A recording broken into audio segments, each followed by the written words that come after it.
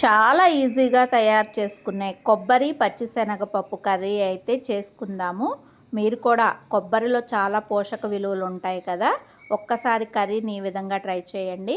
ముందుగా tea glass పచ్చిశనగపప్పుని ఒక అరగంట నానబెట్టుకోవాలి.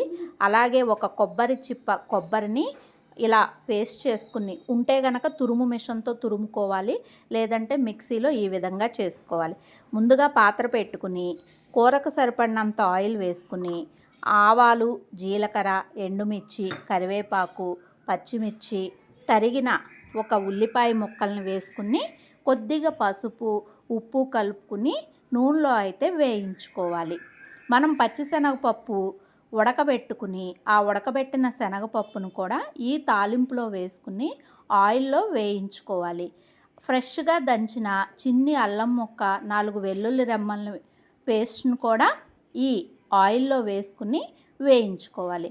ఇప్పుడు కూరకు సరిపడినంత కారాన్ని అయితే యాడ్ చేసుకుని ముందుగా మనము తురిమి పెట్టుకున్న కొబ్బరిని కూడా ఆయిల్ వేసుకున్న దానిలో ఫ్రై చేసుకోవాలి. కొబ్బరి శనగపప్పు ఆయిల్లో ఫ్రై అయితే చాలా టేస్ట్ వస్తుంది. మనం ఒక పావు గ్లాస్ వాటర్ పోసుకుని సన్నగా తరిగిన కొత్తిమీరను కూడా యాడ్ చేసుకుని మూత పెట్టుకుని మగ్గించుకుంటే మన కొబ్బరి శనగపప్పు రెడీ.